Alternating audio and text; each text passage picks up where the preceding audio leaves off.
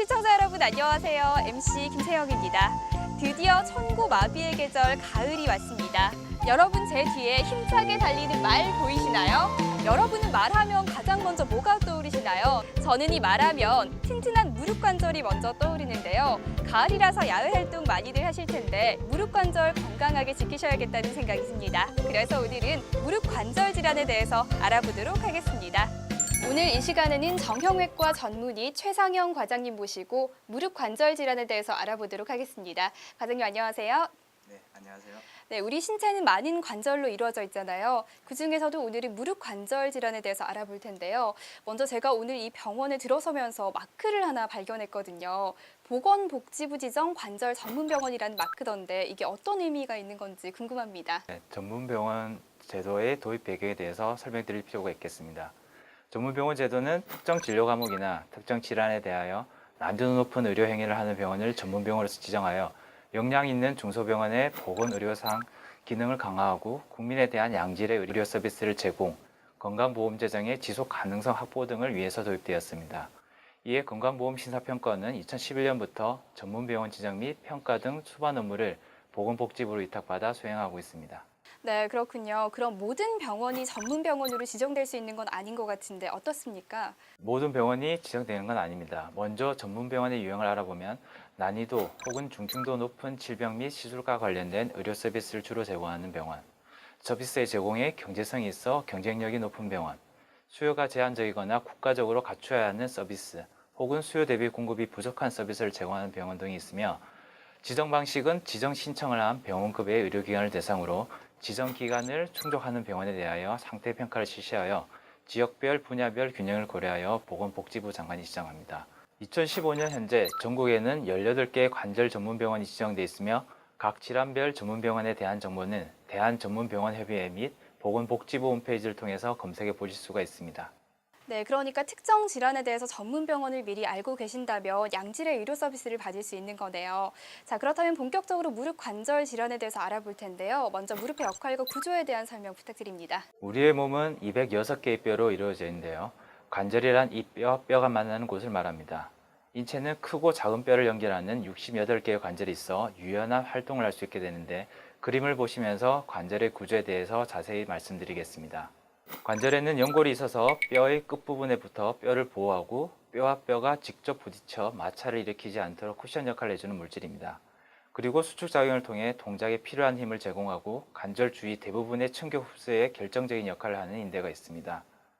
관절의 구조에서 보시듯이 관절은 마모와 손상, 마찰로부터 연골을 보호해주고 인대와 건의 충격을 완화시켜주는 전략적 지점에 위치한 작고 액이 가득 찬 주머니 모양으로 된 액낭이 있습니다. 이처럼 관절은 뼈와 뼈 사이가 부드럽게 운동할 수 있도록 연골과 윤활액, 막, 인대 등으로 구성되어 있으며 움직임에 따라 발생하는 충격을 흡수해주는 역할을 합니다. 무릎의 역할을 보면 무릎 관절은 신체에서 가장 큰 관절이며 일상생활을 수행하는 필수 기관입니다. 무릎의 역할은 뼈와 뼈, 즉 대퇴골과 경골이 만나서 우리가 움직일 수 있도록 하는 역할을 합니다. 그래서 무릎 관절이 잘 움직일 수 있도록 뼈 사이에는 무릎 연골이 있어서 관절 운동을 원활하게 하고 충격을 흡수하며 움직일 때 생기는 마찰을 최소화하는 역할을 합니다. 네, 그럼 무릎이 아프다, 무릎에서 통증이 발생한다면 어떠한 문제들로 인해서 발생되는지 궁금합니다. 무릎의 통증, 부종 등의 증상이 나왔을 때 무릎 주변의 골절과 같은 골 손상의 여부를 확인하는 것이 우선 중요하겠지만, 골 구조 못지않게 중요한 역할을 차지하는 반월상 연골판이나 십자인대, 측부인대, 연골, 주변의 근육 및 힘줄의 손상 등이 있는지 확인하는 것도 중요합니다. 실제로 무릎 관절 주변에 골절이 발견되어 여기에만 신경을 쓴 나머지 연부 조직의 손상을 간과하거나 골절이 없으므로 특별한 연부 조직이 손상이 없을 거라고 생각하는 잘못을 저지르지 않도록 주의해야 합니다. 네, 건강한 노년에 대한 생활에 관심이 많아지면서 운동을 하시는 분들도 늘어났는데요. 이렇게 자연스럽게 부상을 당하는 분들도 늘어나는 것 같습니다. 특히 무릎과 관련해서 십자인대 파열이라는 얘기를 많이 들어봤거든요. 이 십자인대 파열이란 무엇인가요? 무릎에는 4가지 인대가 무릎 앞과 뒤, 안쪽과 바깥쪽에서 관절을 지탱하는 역할을 합니다. 인대의 생긴 형태가 십자 모양이어서 십자인대라고 부르는데요. 십자인대는 무릎 관절이 갑자기 꺾이거나 헛돌게 되는 것을 방지합니다. 스포츠 활동은 특성상 전속력으로 달리다가 갑자기 방향을 틀고 멈추는 동작이 빈번하기 때문에 무릎이 꺾이거나 비틀리게 되면서 십자인대가 끊어지는 파열 증상이 자주 나타나게 됩니다. 십자인대가 파열되면 부상과 동시에 무릎에서 엄청난 통증이 느껴지는데요.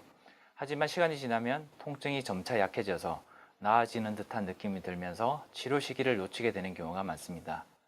치료 시기를 놓쳐 방치하게 될 경우 연골까지 영향을 미쳐 퇴행성 관절염을 발전할 수 있기 때문에 조기에 검사를 받고 치료를 하는 것이 바람직하겠습니다. 치료 방법으로는 찢어진 인대를 제거하고 새로운 인대를 재건하는 인대 재건술이 있는데요. 기존에 있던 십자인대보다 훨씬 강한 무릎 안쪽 힘줄을 이용해서 재건수술에 활용하게 됩니다. 수술은 관절 내시경을 이용해서 20분 정도 시술하고 합병증이 거의 없는 장점이 있습니다. 가급적 무리한 활동을 피하되 만약 스포츠 활동 시 부상을 입게 되면 가볍게 여기지 말고 병원을 방문, 정밀 진단을 받는 것이 바람직하겠습니다.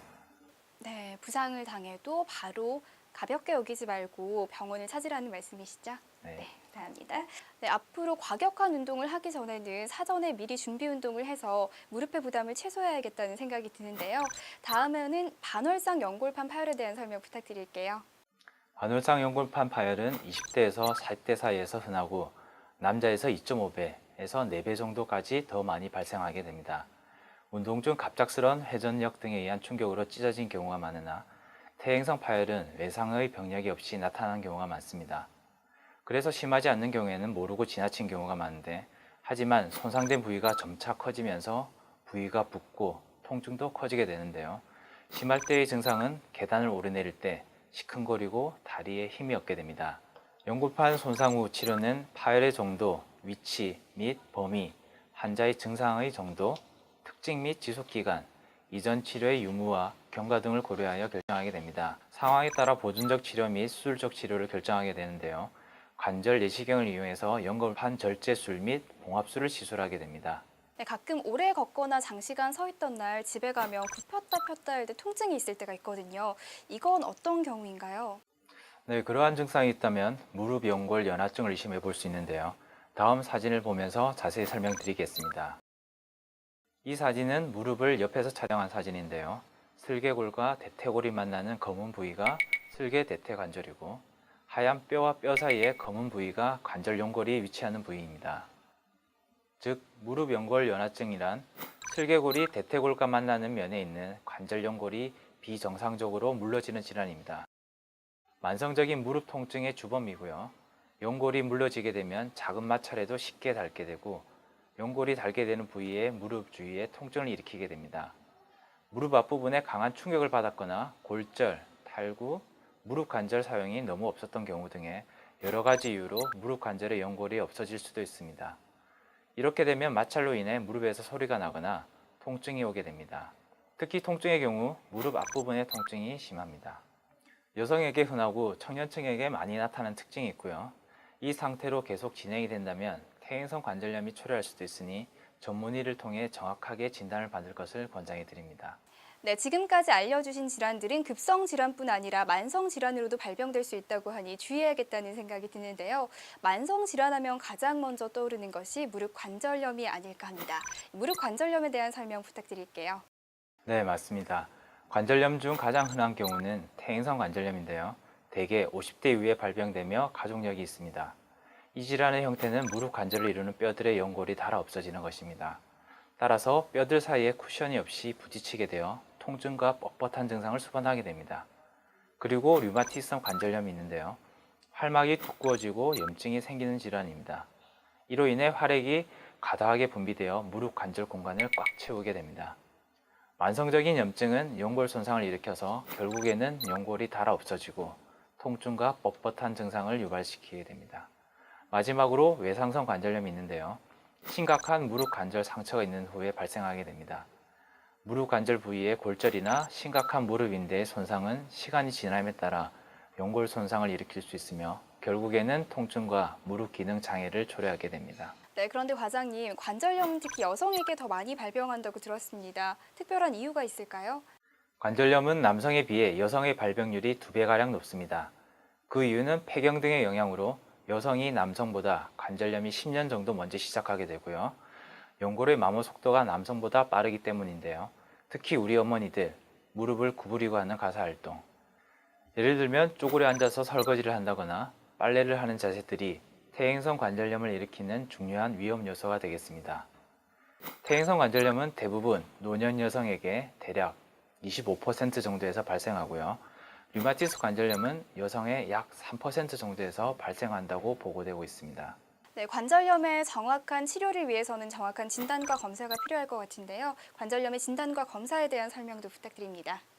관절염의 진단에서 가장 중요한 것은 환자의 임상 증상과 의사의 진찰 소견인데요.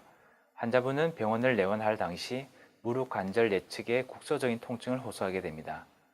이때 의사가 진찰을 해보면 내측 부위에 국소적인 압통이 관찰되고 부종 소견을 관찰할 수가 있습니다. 이런 증상이 관찰될 때 단순 방사선 검사, 즉 엑스레이로 간편하게 퇴행성 관절염을 진단할 수 있는데요. 좀 더 조기 발견을 위해서는 MRI 검사를 통해서 퇴행성 관절염을 조기 진단할 수 있습니다. MRI 검사는 보시다시피 관절 내의 연골과 연골판, 그리고 각종 인대의 모양이나 이상을 알 수 있는데요. 왼쪽에 있는 사진은 정상 MRI 사진이고 오른쪽에 있는 사진은 연골의 결손이 있는 MRI 사진입니다. 대개 환자분들이 빠르게 통증만 없애려고 한다거나 비용적인 부담으로 정밀 검사를 하지 않고 치료하게 되는 경우가 있게 되는데요. 이런 경우에는 정확한 진단이 어렵기 때문에 통증 치료만 하게 되며 그에 따라 통증이 재발한다거나 장기간의 투약으로 위장 질환이 생길 수도 있고요. 잦은 관절 내 주사 치료로 합병증 등도 발생할 수 있어 경제적, 개인적으로도 손실이 발생할 수가 있습니다. 따라서 정확한 진단 후에 치료를 하는 것이 환자에게 도움이 된다고 생각합니다. 네, 그렇다면 이런 진단과 검사를 통해서 퇴행성 관절염이라고 판명되면 어떤 치료를 받게 되나요? 관절염 초기에는 운동요법, 약물요법, 주사요법 등의 비수술적인 치료로 관절염의 진행을 늦출 수가 있습니다. 중기 이상의 진행된 관절염의 경우에는 수술적인 치료를 시행하게 되는데요. 이 수술적 치료에는 관절 내시경 수술, 교정절골술, 자가연골 배양 이식술, 연골 성형술, 그리고 가장 마지막으로 선택할 수 있는 인공관절 치환술이 있습니다. 네, 그럼 본격적으로 치료 방법에 대해서 알아보고자 하는데요. 약물요법과 주사요법에 대한 설명을 자세하게 부탁드립니다. 네, 약물요법은 주로 사용하는 약물은 진통소염제인데요. 진통소염제는 관절의 국소적인 염증 및 통증을 완화시킴으로써 증상을 많이 호전시킬 수 있습니다. 이 진통소염제는 당뇨 환자나 고혈 환자에게도 사용할 수 있고요. 특별한 부작용이 없으며 관절염의 진행을 늦출 수 있어서 관절염 치료의 중요한 치료 방법 중에 하나라고 할 수 있습니다. 스테로이드 성분의 주사요법은 마약 성분과 함께 강력한 소염 진통 효과를 가진 주사제입니다. 관절염은 대부분 염증 및 통증을 유발하는 질환으로서 이를 완화시키기 위해 스테로이드 주사를 사용합니다. 하지만 장기간 투여 시 감염이나 골 괴사와 같은 심각한 부작용이 생길 수 있기 때문에 주의하셔야 합니다. 네, 흔히들 뼈 주사라며 통증이 심할 때 간단히 치료받는 이 주사도 지속적으로 맞을 경우 부작용이 생길 수 있군요. 주의해야겠다는 생각이 드는데요. 과장님, 다음으로는 연골 재생술에 대한 설명을 부탁드릴게요. 네, 먼저 자가연골 이식술이 있는데요. 체중 부하를 받지 않는 부위의 연골편을 채취해서 4제곱cm 이하의 손상된 연골 부위에 이식함으로써 관절을 복원시키는 방법입니다. 그리고 자가연골 배양 이식술이 있는데요. 관절 내시경으로서 자신의 무릎에서 연골을 채취하여 6주간 연골 세포를 배양한 뒤 다시 손상 부위에 이식하는 방법입니다. 네, 요즘에는 바쁘신 분들 참 많잖아요. 그래서 빠른 시간 내에 시술이 가능하고 통증도 적어서 각광을 받고 있는 관절 내시경술이 있다고 들었습니다. 이게 어떤 수술인가요? 관절 내시경 수술은 무릎이나 어깨 등의 통증 부위에 약 4mm 정도의 작은 절개를 통해서 초소형 카메라와 레이저 수술 도구가 장착되는 가능관을 삽입하여 환자의 병변 부위를 정확하게 보면서 진단 및 치료가 동시에 이루어질 수 있는 수술 방법입니다. 초소형 카메라에서 전송되는 관절 내의 상태를 모니터를 통하여 크게 확인할 수 있어 정확도가 높고 절개 부위가 작아 치료 후 회복 속도가 빠른 장점을 보입니다. 또한 수술 소요 시간이 20분에서 30분 정도로 비교적 짧은 편이고요. 입원 기간도 짧아서 수술에 대한 부담감이 많이 줄었다 할 수 있겠습니다.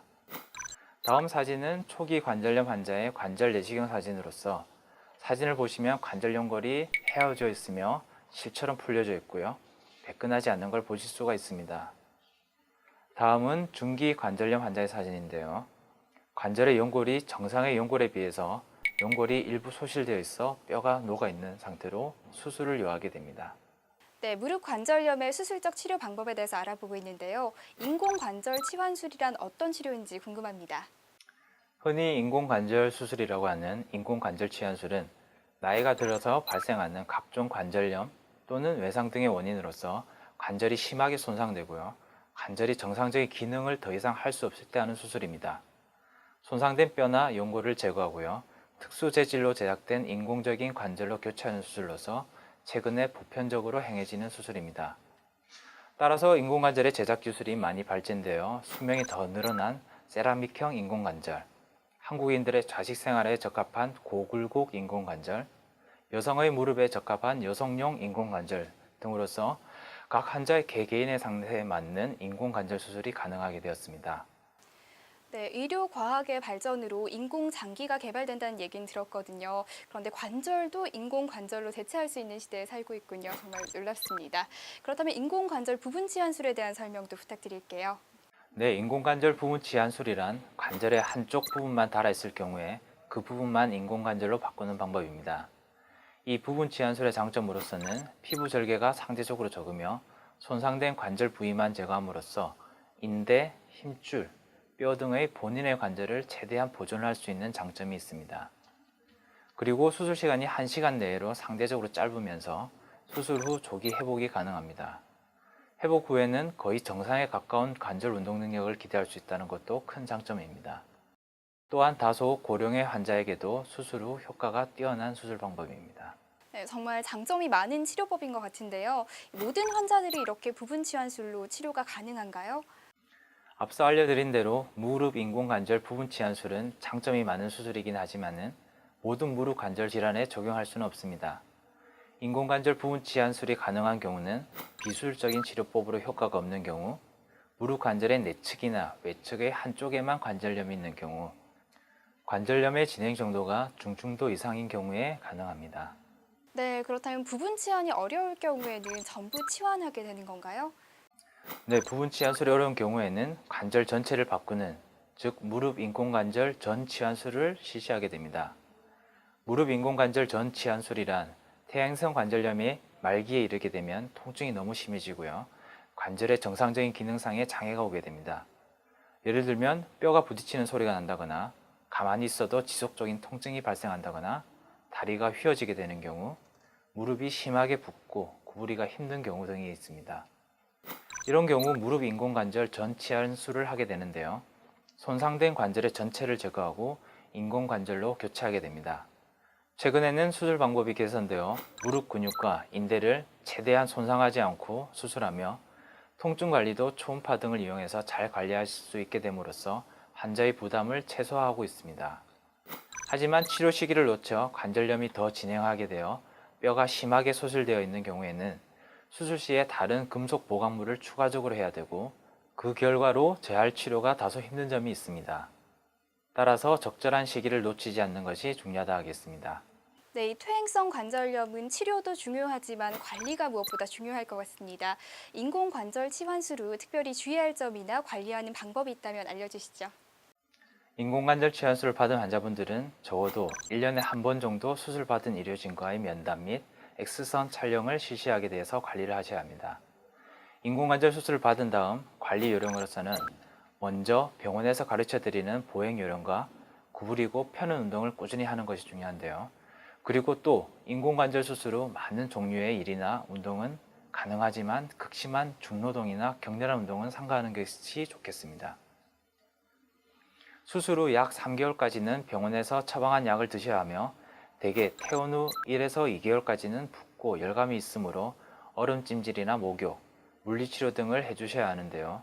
그리고 평소 생활하실 때도 미끄러지거나 넘어지지 않도록 주의하셔야 됩니다.